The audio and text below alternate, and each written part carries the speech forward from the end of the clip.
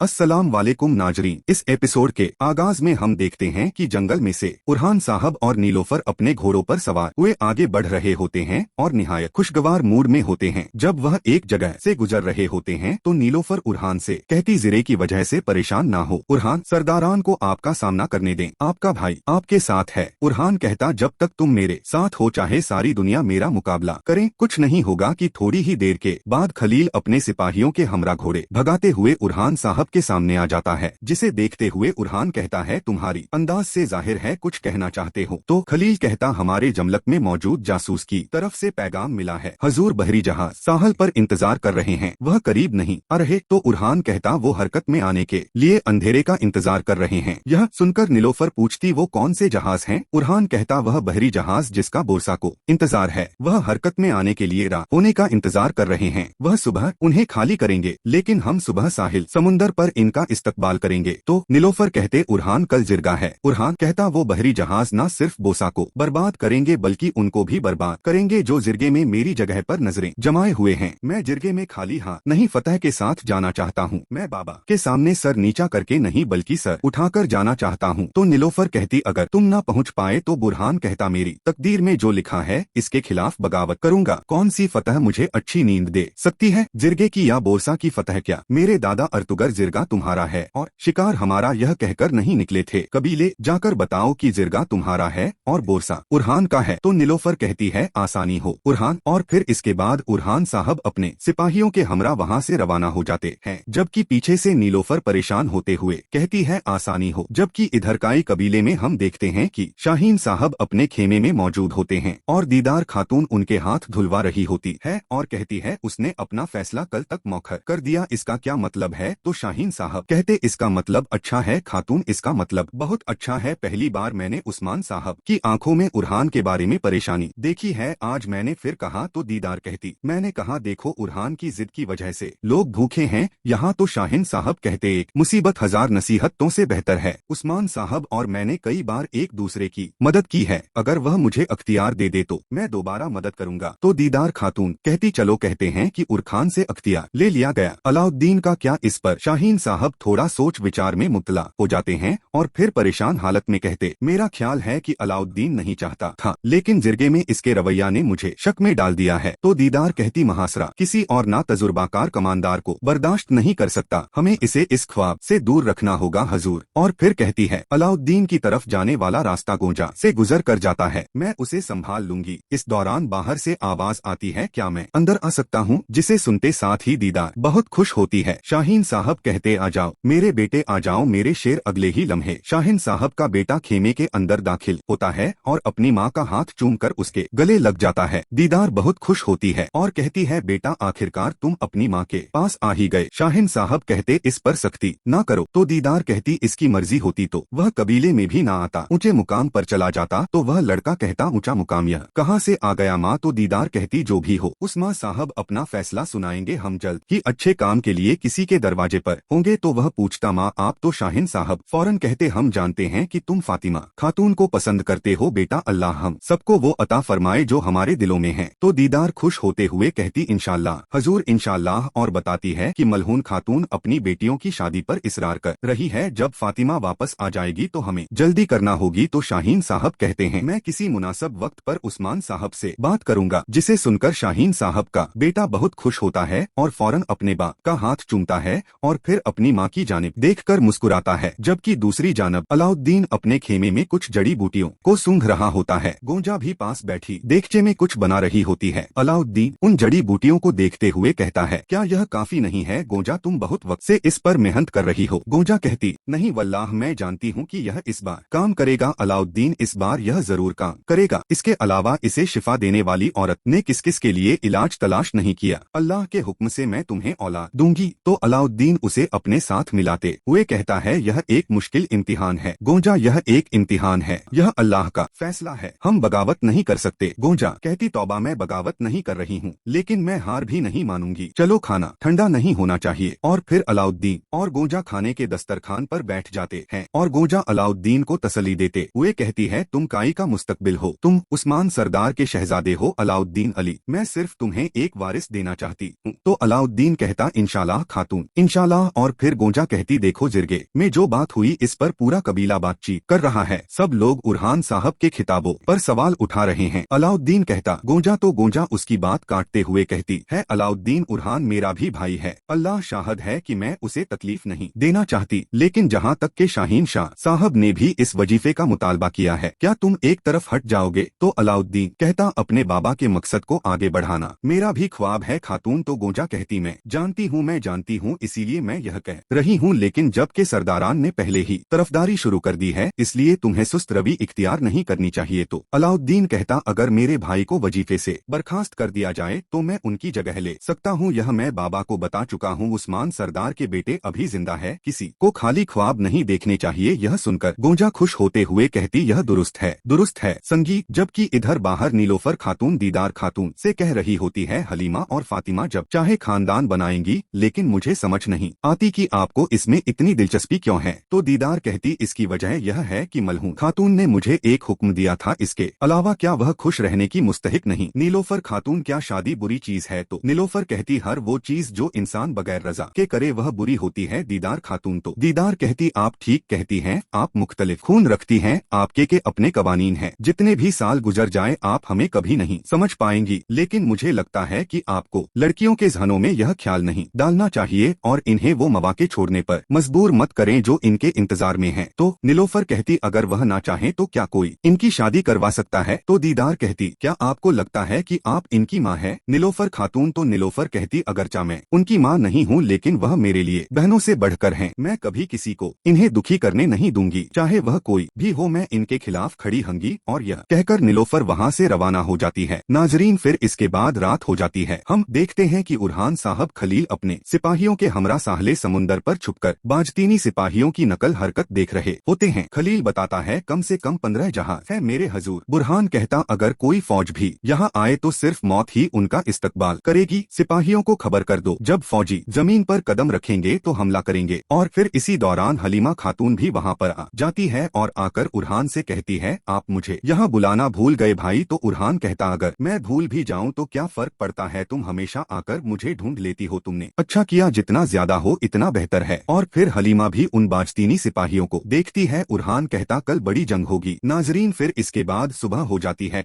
कबीले के सरदारी खेमे में मलहून खातून उस्मान साहब के पाव को देख रही होती है। उस्मान साहब कहते वह हत्ता के करारगाह भी नहीं गया, हम नहीं जानते कि वह कहाँ या क्या कर रहा है। तो मालूम कहती बुरहान के पास जरूर कोई वजाहत होगी मेरे उस्मानम, मुझे उस पर पूरा भरोसा है। तो उस्मान साहब खड़े होते हुए कहते उनका कहना है कि वह कबीले से नाकामी के बाद भाग गया है, वह लोगों को हमारे पीछे बातें करने का मौका दे रहा है। क्या तुम्हें लगता है कि मैं अफवाहें नहीं सुनता? मालहून तो मालहून कहती फिक्र ना करें, उरहान जिरे में शिरकत जरूर करेगा और उस्मान साहब को उनका चोगा पहनाती है। जबकि इधर साहले समुंदर पर हम देखते हैं कि बड़ी तादाद में बहरी जहाज साहले समुंदर की जानिब आ रहे होते हैं, जहाँ पर का सिपाहियों ने पहले ही बाजंतनी लबास सिप्तन करके अपना मोर्चा संभाला हुआ होता है। सब लोग हमले के लिए मुकम्मल तौर पर तैयार हो रहे होते हैं। हर जगह पर बारूद बिछाया जा रहा होता है और अगले ही लम्हे उस बारूद पर आग फेंक दी जाती है, जिससे वहाँ पर एक जोरदार धमाका होता है। तो इस दौरान एक जानब से हलीमा अपने सिपाहियों को लेकर बाहर निकल आती है और अल्लाहू अकबर का नारा बुलंद करते हुए मैदान की जानिब आती है। कई सिपाही जो कि बाजतीनी सिपाहियों के लिबास में उनके अंदर घुसे हुए बाजतीनी सिपाहियों पर हल्ला बोल देते हैं और उनसे लड़ने लग जाते हैं। एक जानिब से हलीमा अपने सिपाहियों को लेकर तो दूसरी जानब से उरहान साहब अपने सिपाहियों को लेकर घोड़ों पर सवार हुए मैदान की जानिब आ रहे होते हैं। कई सिपाही अपने तीरों को आग लगाकर बारूद की जानिब फेंकते हैं, जिससे वहाँ जोरदार धमाके होते हैं। और नाजरीन इसी जगह पर एपिसोड खत्म करते हैं। मिलते हैं बहुत ही जल्द अगली एपिसोड के साथ। वीडियो को लाइक कर दें और जिन दोस्तों ने अभी तक चैनल सब्सक्राइब नहीं किया वह जल्दी से चैनल सब्सक्राइब कर दें और बेल आइकॉन घंटी वाले निशान को भी प्रेस कर दें ताकि आने वाले एपिसोड आपको